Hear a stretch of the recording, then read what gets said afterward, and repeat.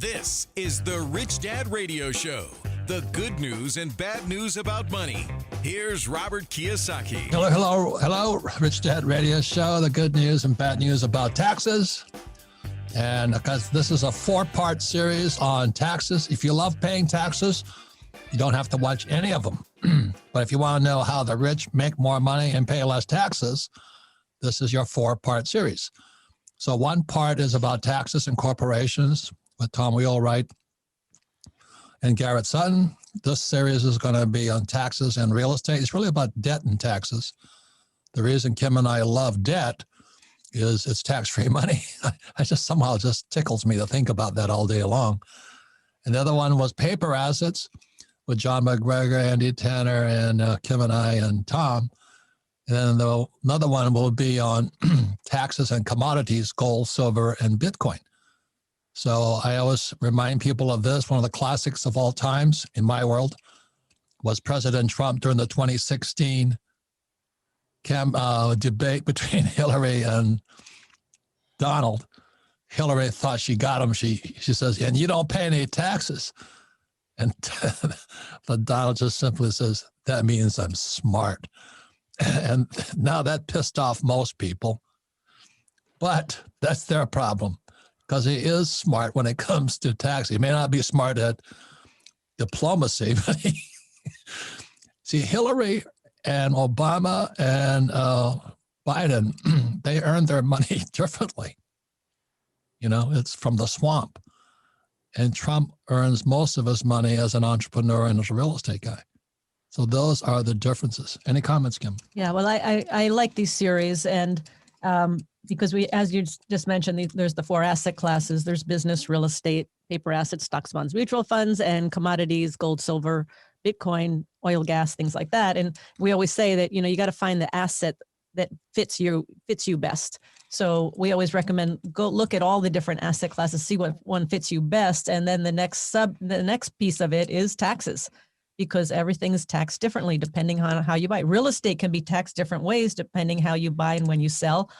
Same as paper assets, same as commodities. So this is a great series, and we've got 2 great experts, and you'll know now why they are our Rich Dad advisors, because they do advise us, and they advise us well, and they take us far in the, you're going to hold up your quadrant. They take us far in the B quadrant as well as the I investor quadrant. B is for big business, I is for investor. And that's where we all like to play. And the reason, you know, Trump can make so much money and not pay taxes legally, and we do the same thing, is because we're functionally business owners. We're entrepreneurs, big business. We have brands. Trump is a brand. Rich Dad's a brand. And we do most of our money in real estate. And then we save gold, silver, Bitcoin, and other commodities. One last thing I want to say this because Jim Rickards brought it up the other day. He says the most misused word is diversify.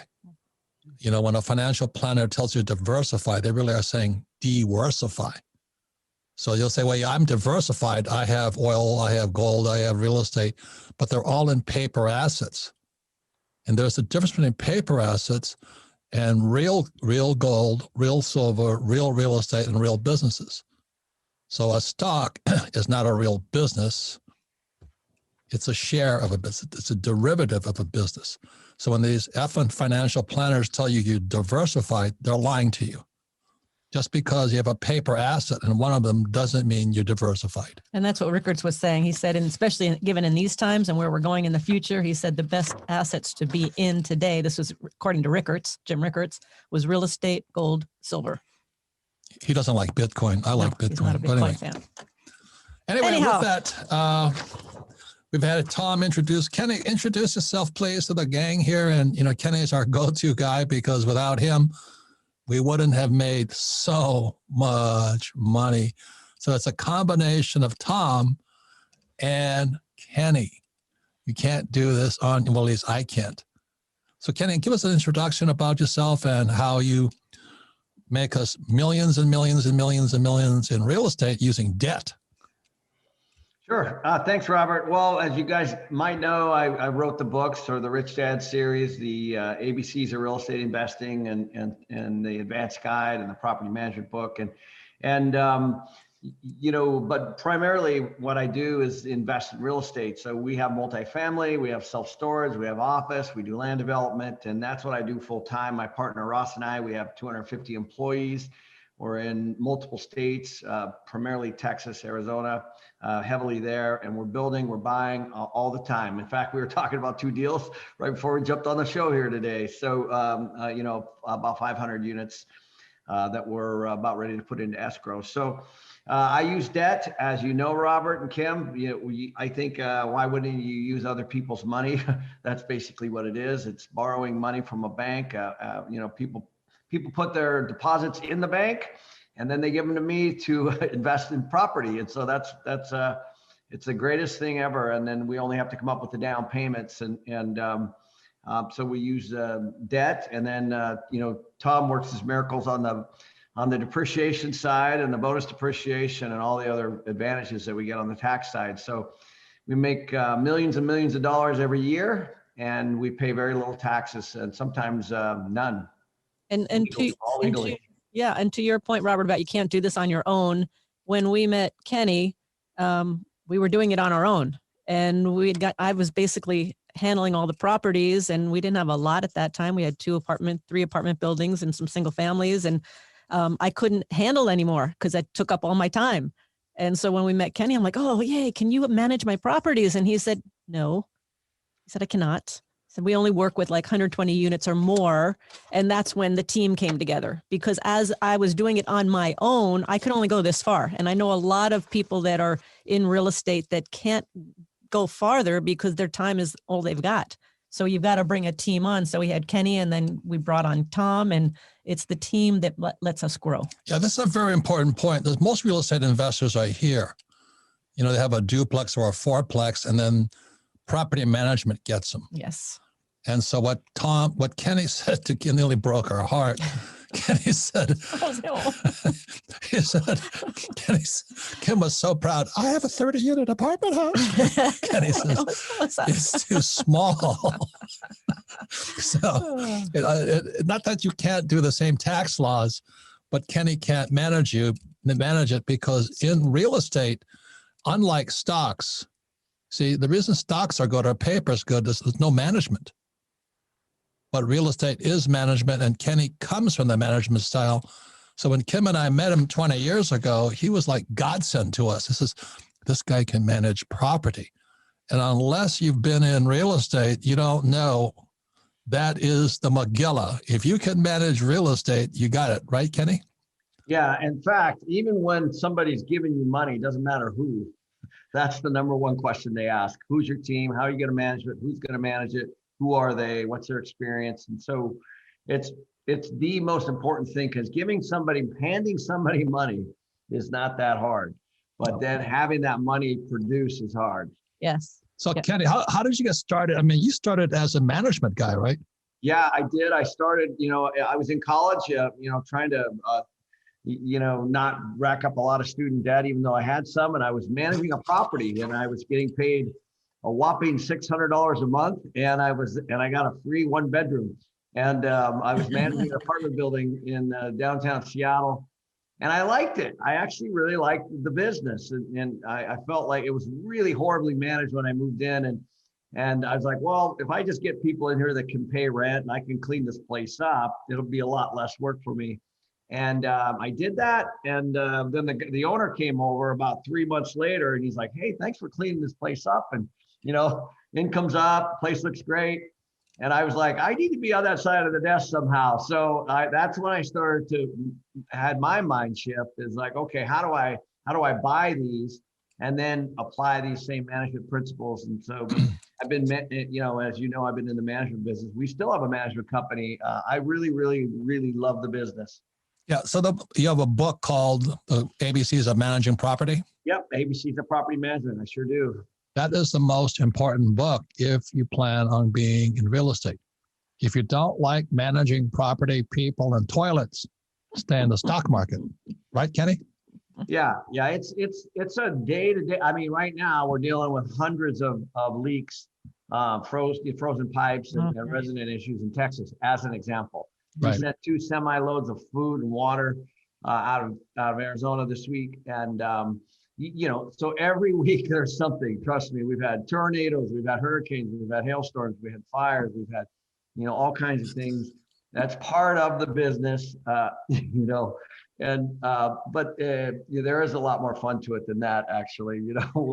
When you take somebody's money and you invest it, it's fun, I think, because now there's a way. Okay, how do we make this money, make more money, and how do we keep these places full, run them well? And there's a lot to management, and there's a lot of details. As you know, we have a company full of people we have a company full of people that are specialists in lots of areas. So like, when guys like Dave Ramsey say live debt free, what goes through your head? Well, I think that it's the dumbest advice ever, actually. I really do. Like, it just makes no sense to me. I don't know. I mean, people are getting debt right now for 2.5%, 2.3, 2.4%. That's going to be less than inflation. So if you could lock that, if you could borrow at that rate, why wouldn't you? It's free money. It's literally free money. I think Dave Ramsey has a different audience. I think the debt that he's talking about getting out of is bad debt. Is your home? No. Dave Ramsey is a friend. I've had dinner with him several times. I meet with him. His advice is good for stock people. Yes, I would agree with you. If you're going to go into real estate, debt is your best asset. And the reason that Ken and I always talk about this is a financial statement, okay? So you have income, expense, asset, liability. For the people on the B and the I side, the biggest liability is cash. Yes. Am I correct, Tom? Absolutely. And it doesn't produce anything. No, they're printing it. Yep. They're printing it since 1971. They've been printing it. So what happens is when Kim and I make money, income comes in here, and we have cash, we've got to move it into debt. Right. We're converting cash into debt as fast as we can. But the key is property management, and then investor management and market management. So that's why anybody saving cash today and living debt-free, it's good advice if you want to be poor.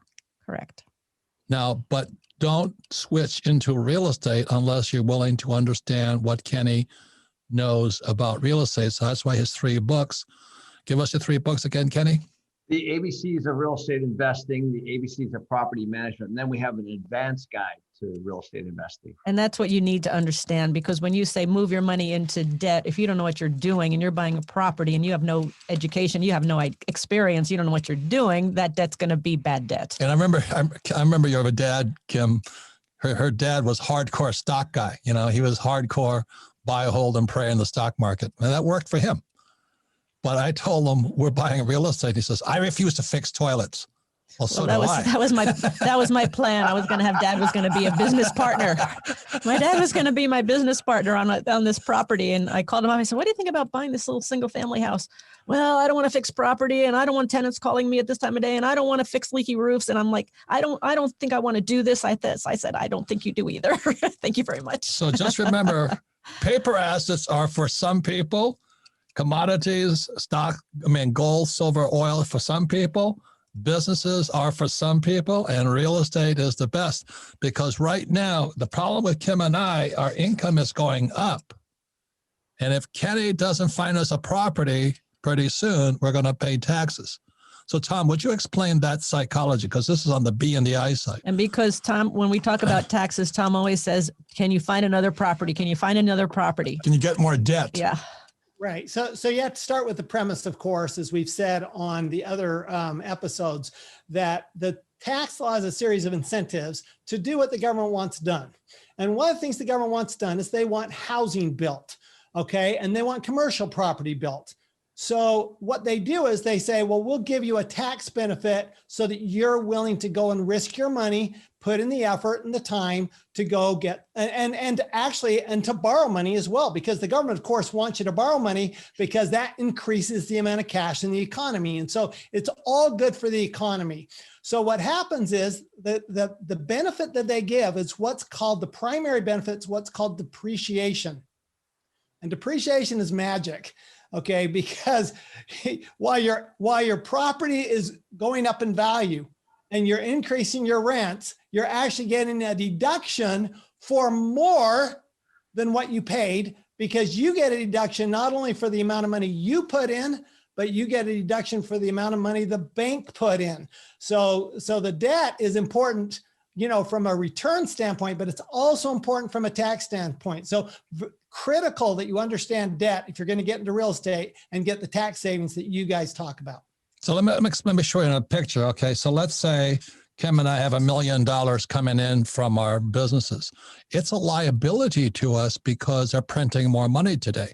So I want to take this $1 million over here. I want to give it to Kenny. He's going to amp it up to 10 million. And exactly as you said, because the government wants you to borrow money because the dollar became debt in 1971 when Nixon took the dollar off the gold standard, they dropped the interest rates because they want you to borrow money. If they don't want you to borrow money, they'll raise interest rates. It's really that simple. So let's say it goes to 1 million here to 10 million here.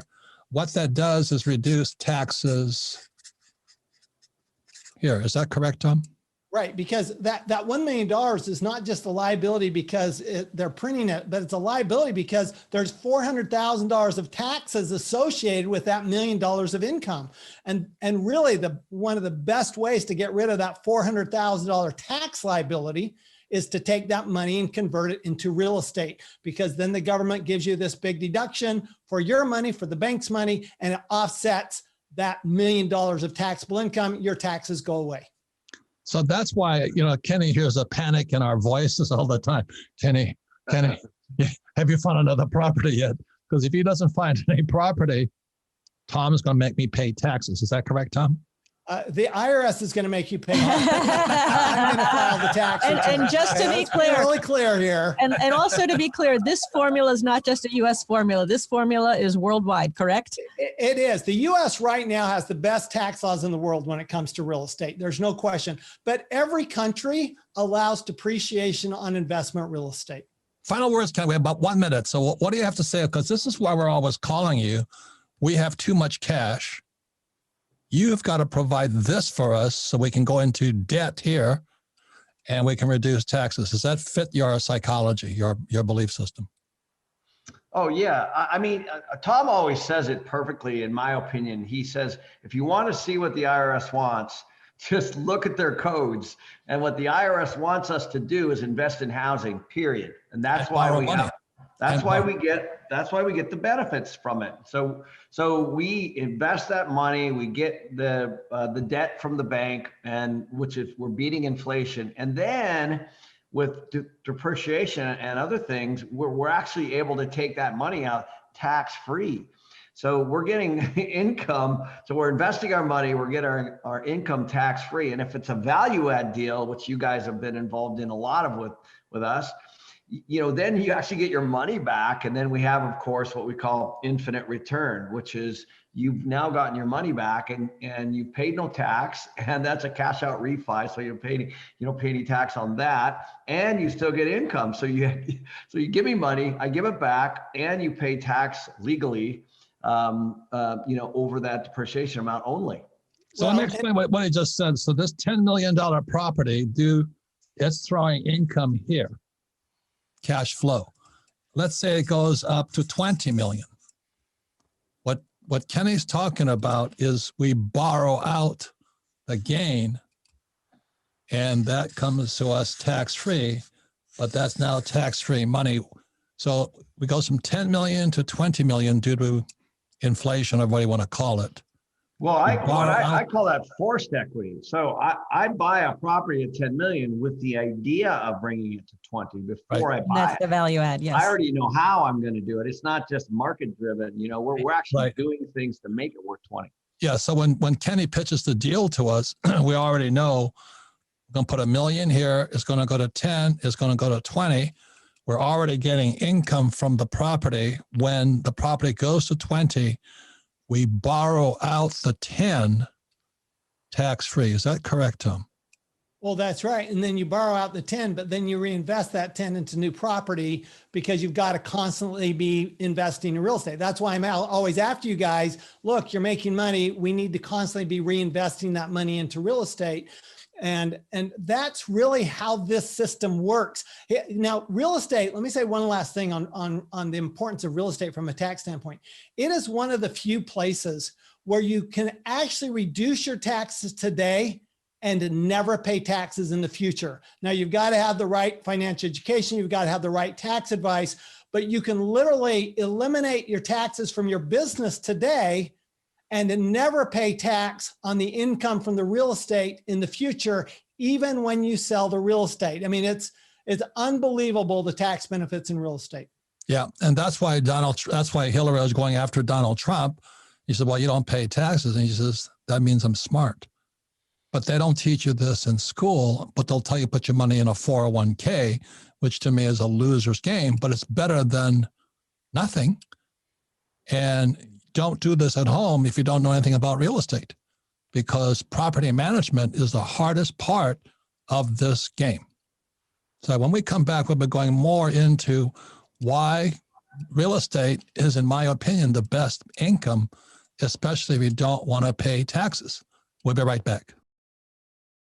Okay. Welcome back, Robert Kiyosaki, the Rich Dad Radio Show, the good news and bad news about taxes and why the rich don't pay any taxes legally and why the employee and the small business owner pays the most taxes. And as we know, President Biden is going to raise taxes. He says, we're not going to tax we're going to tax the rich. Well, they don't tax the rich. They tax the poor and middle class. And that's the tragedy of this whole thing. Plus, they're going to print money, which causes inflation, which is a tax. And then they're going to raise the minimum wage to $15, which is another tax. And so that's why if you really don't want to pay taxes and make a lot of money, that's why this 4-part series at the Rich Dad radio program is about how the rich make more money and pay less taxes legally. It's the people who are on the E and the S side are the ones who cheat. Any comments, Kim? Well, yes. And as I've said before, taxes are so misunderstood and everybody thinks taxes are evil. But as Ken and as Tom were saying, that taxes are an incentive for doing what the government doesn't want to do. So they're giving us tax breaks to do what the government doesn't want to do, create housing, create office buildings, things like that. And borrow money. So I think this series is very, very important because the more you understand about taxes, the more sophisticated and better decisions you're going to make as you go into your world of investing. And for those of you listening on the radio, you can't see this. That's why we have cash flow clubs of the cash flow game, because you can't learn this stuff by thinking about it anyway. The beauty of a cash flow game is you have to do it, be and do it. And if you don't want to do it, then buy a 401k and pray. I mean, that's really where it's about. So our guests today are, again, our tax advisor, Tom Wheelwright, and our real estate partner, Ken McElroy. Because Ken has made us wealthier over and over and over again.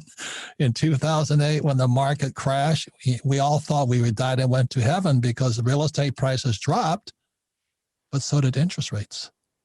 And so as soon as the market real estate dropped and interest rates dropped, Kenny says, I'm going to borrow $300 million. And when Kenny builds into his business plan that he's going to take that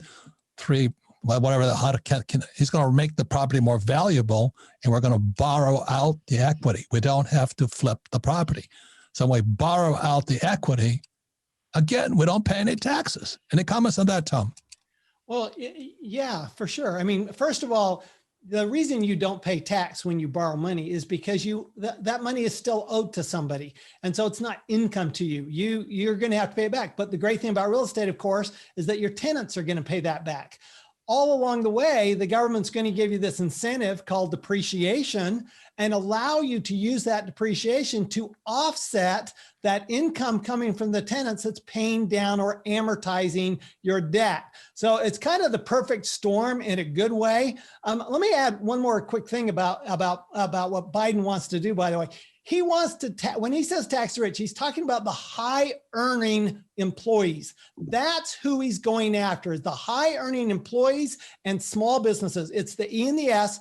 That's who he's going after. He is not going after the B and the I, and especially the I. The I is never going to change because that's where the government gets most of its work done. And while it might shift from oil and gas to solar, it's still the same thing. It's an incentive to do what the government wants done. That's right. In the inside investor, that I quadrant, and that's where you get zero tax.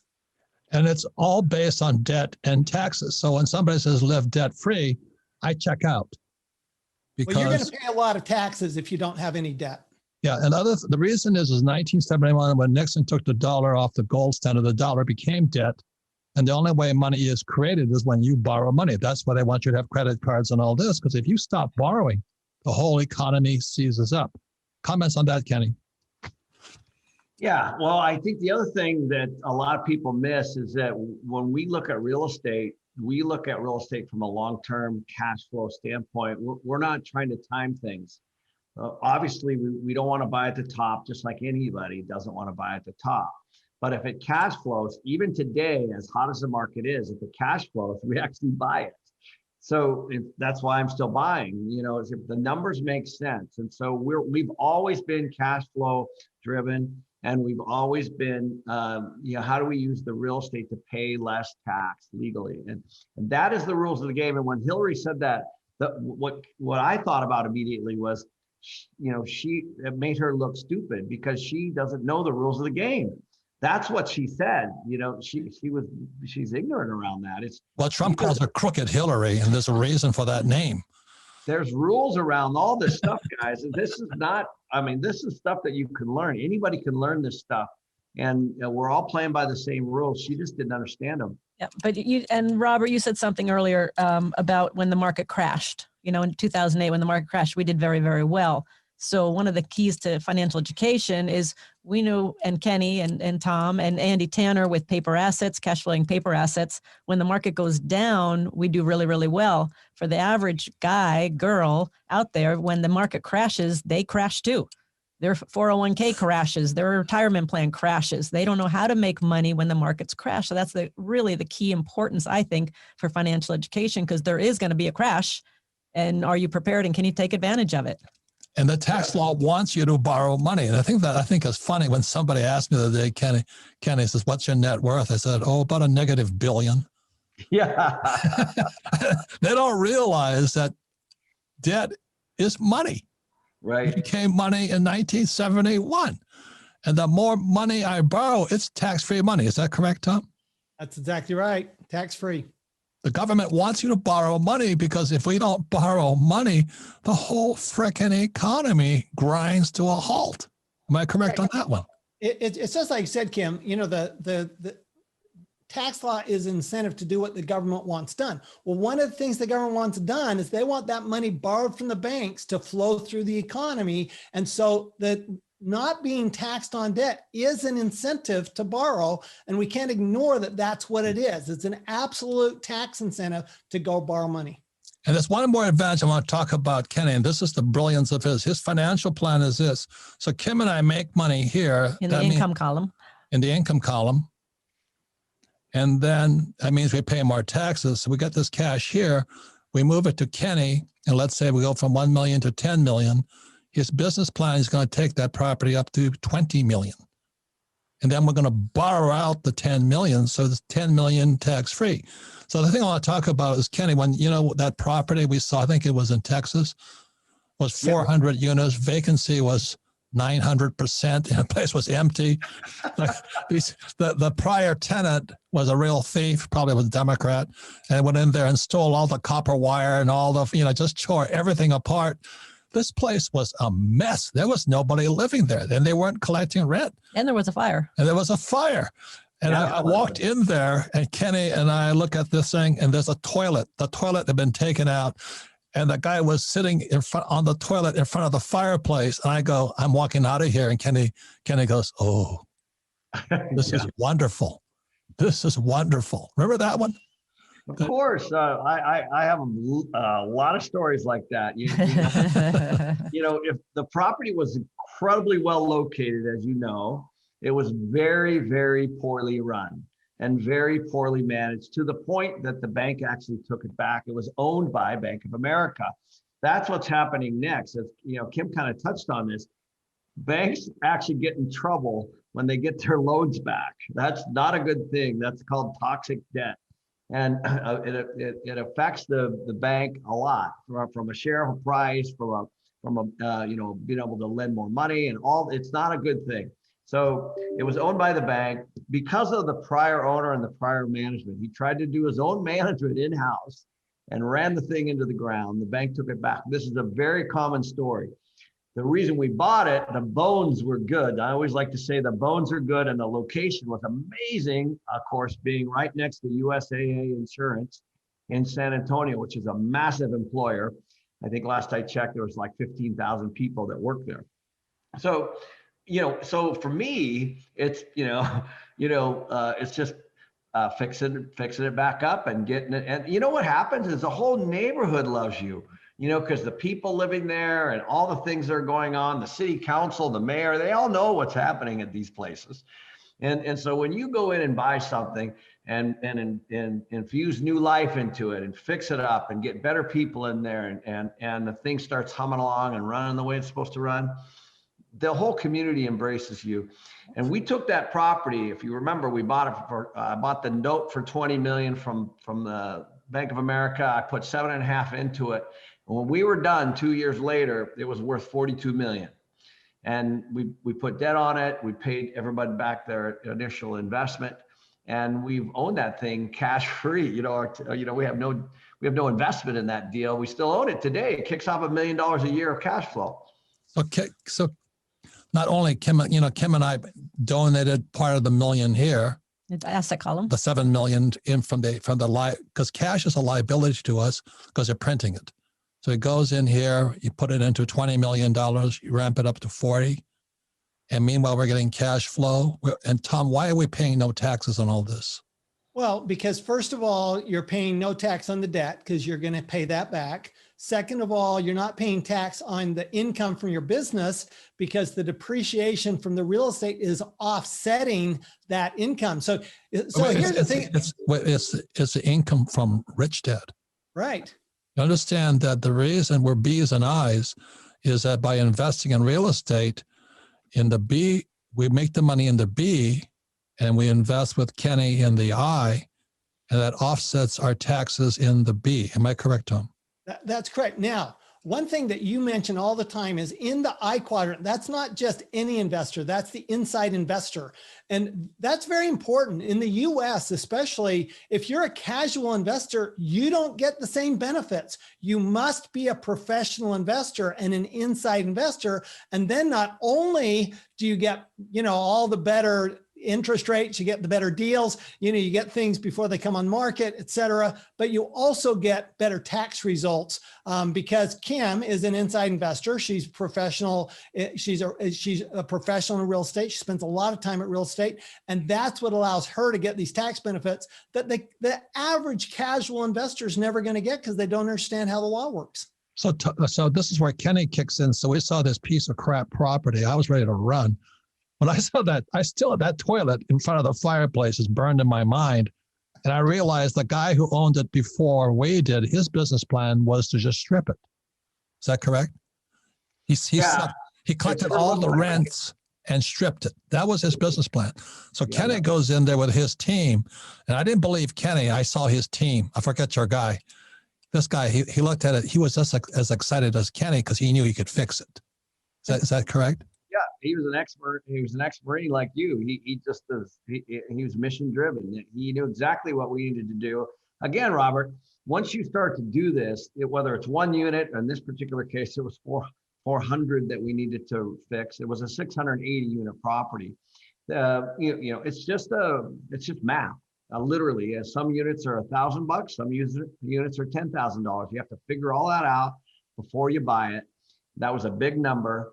That's why we raised all that extra money. And the bank wants that, the community wants that, everybody wants that. Everybody wants somebody to, it's no different than if it's a house in the exact same condition. But it's also part of your formula, Kenny, and you touched on it earlier. Your formula is number one, you like properties with problems, but number two is you look for a property where there's jobs. And that fit that core formula to a T. Right. It's easy to buy something that's fully, 100% occupied.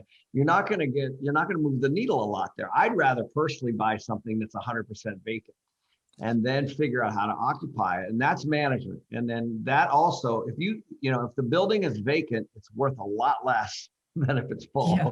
And that's how you double your the worth of your property. So keeping the math simple. So Kim and I have $1 million on, to us, the cash is a liability that's coming from Rich Dad. We move it into the 20 million. In the asset column. In the asset column. We turn it into debt. We took cash, convert to debt. Kenny improves the property to 40 million. So meanwhile, we're making all this cash flow from the original $20 million debt. But let's say he raises it to 40. That 20 million comes out as debt. Why is that tax-free, Tom? Because you have to pay it back. So the government says it's not your money, it's the bank's money. You're using their money, but you have to pay it back. So you're not taxed on. But here's what's even better. Not only are you not taxed on the debt, you get to deduct the interest. So if you put your own money in, you don't get to deduct the cost of putting your own money in. But if you borrow the bank's money, you get to deduct the cost of putting their money in. And by the way, that's something that's true all over the world. All over the world, you get to deduct interest expense, but you don't get to deduct the amount of money you put in as capital. So Kenny, that's called because when I met Kenny for the first time, this is 20 something years ago, everybody was flipping property. Remember that? Of course. Yep. They're doing it again right now. Tom, what happens when you flip? You have the worst kind of income, what I call earned income, which is like ordinary income with the additional tax of Social Security on top of the ordinary income. So you're at the super highest rate. That 60% bracket that you talk about in the S quadrant, that's for flippers. And let me ask you one more thing, Tom, because here's one other huge tax benefit that I like. Okay, let's say you have a property and you're going to put down 20% of the 100% cost. You put down the 20% in cash, but you still get 100% of the tax benefits, correct? That is correct. So you leverage your tax benefits. In other words, you get 5 times the tax benefits than if you just put down than if you paid cash for it. In the tax law, which is Tom's book, Tax-Free Wealth, there's appreciation, depreciation, and amortization. Right. So by doing this formula, appreciation is tax-free. Correct. Depreciation is income. It's a tax benefit. Tax benefit. And amortization is the bank gets their money back. That's tax-free money too. Well, that's tax-free because the depreciation covers that. It would be otherwise taxable, but because you've got depreciation, it offsets that amortization. Don't do this on your own. No. I mean, Kenny definitely could not fix that toilet. I know that for certain. But the guy he brought in, he was all excited about it because I saw this toilet as a horrible thing sitting in front of the fireplace with all the copper wire ripped out of the drywall. I was ready to run. It was like 80% vacant. It was a nightmare. But to Kenny on the finance side, it was an opportunity because he knew his business plan was to take it from 25 to about 45 million. And going back to where we first started talking about when we met and Kenny said, I can't manage your 60 units, 70 units because it's too small, is because he had this whole team that he has on his side that would be too small for his team to manage, and it wouldn't bring him any financial benefit as well. Yeah, so that's the importance of a team. It doesn't mean don't start small. No, start small. Start small. Yeah. But the benefit is you always have dreams of going to big on this side here. Right, Kenny? I mean, because you started as a property manager in college. Absolutely. I started with, well, actually, my first investment was a 2-bedroom, 2-bath. I used my own money. And now, the deals that we're doing obviously require like $20 million down.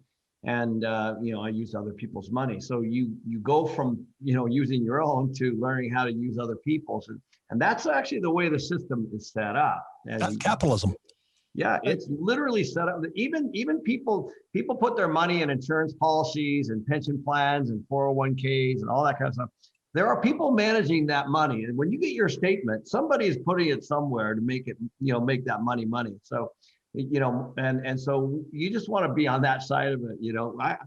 We borrowed from insurance companies, we borrowed from pension groups, we borrowed from banks, we borrowed from life companies. People, when all this stockpile of money people are investing or saving, it needs to go to you. So there's a velocity of money that has to happen somehow, and so they look for people like our company. And my final comment is, if you're starting small and you're just starting, don't use other people's money until you know what the hell you're doing, Yes. because that's a big responsibility. That's a big responsibility. Learn on your own money for a little bit. That's what Kenny did. That's what we did. And then once you've got the experience, you got the knowledge, then you can take it to the next level. Yeah. And please get, if you want to go to the next level, start small, get Tom's book and get Kenny's 3 books, because it's a very sophisticated game. It's what capitalists do. It's what Donald Trump does and Hillary doesn't. So those are the differences there. So anyway, I want to thank the two of you. Thanks for making us here. The thing that's really funny is Kenny keeps giving back our money.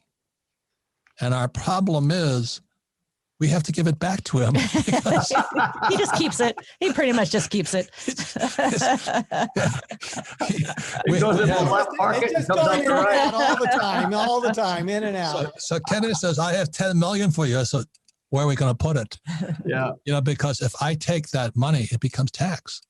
I've got to move it back into debt, Right. got to move it back into, and then Kenny's got to have a business plan that's going to take the 10 million, let's say, turn it into 20 million.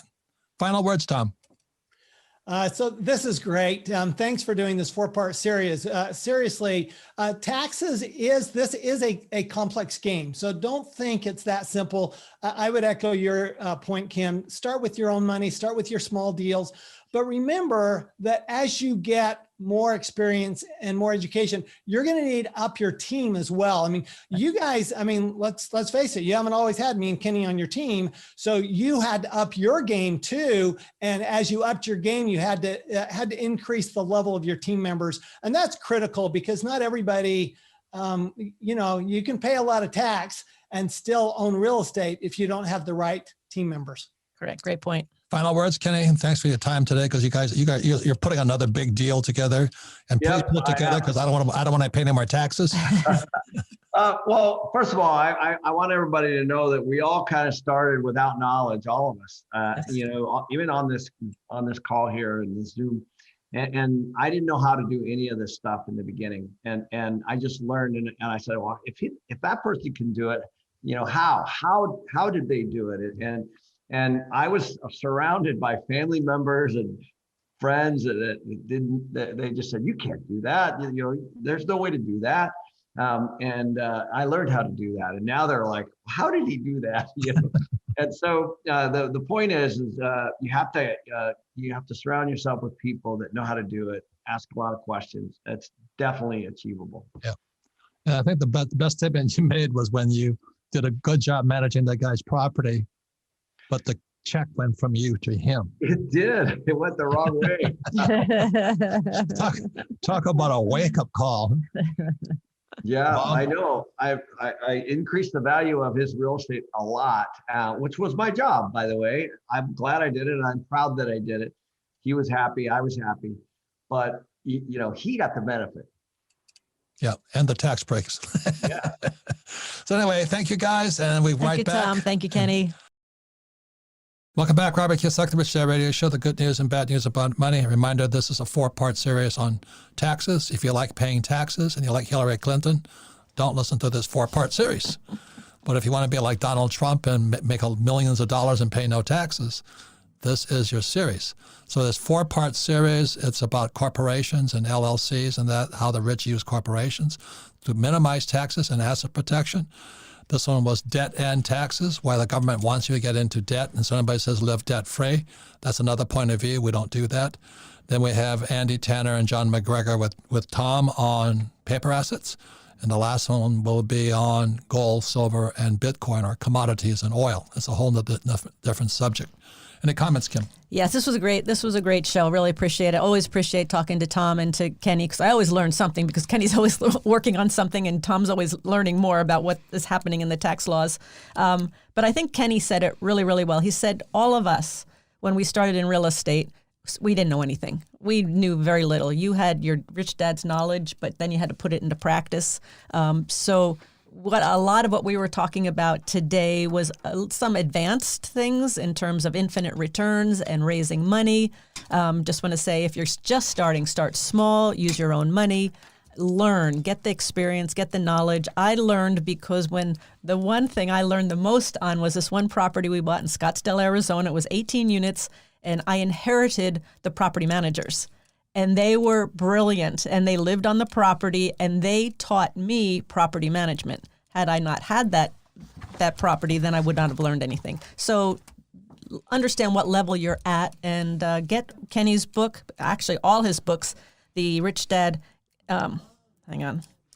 ABCs of real estate. The ABCs of real estate, the ABCs of property management, and the Advanced Guide to Real Estate Investing. And Tom Wheelwright's book is Tax-Free Wealth. So I would highly, highly, highly recommend reading those. How big was your first deal?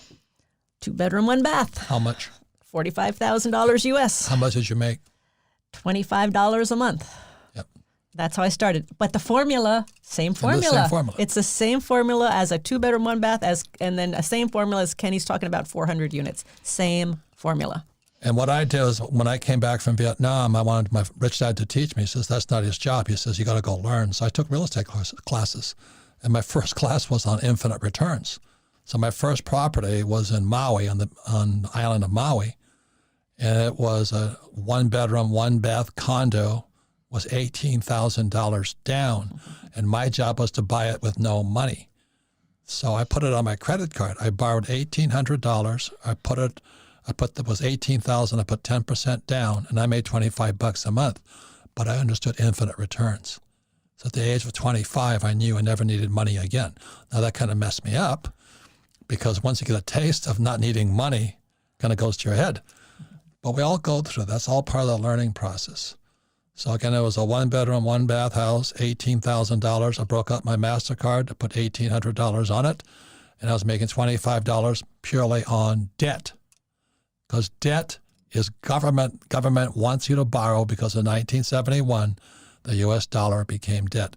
Any comments there, Sarah? I'm just glad that you guys mentioned both of your first deals, because as we were going through the show, I'm like, well, yeah, he has $1 million, or, but you proved that it's the same formula. You can start small, get your feet wet, and then as your deals grow, your team grows. I mean, so I'm glad we're ending the show on that point, because it really, anybody can do it with the right financial education.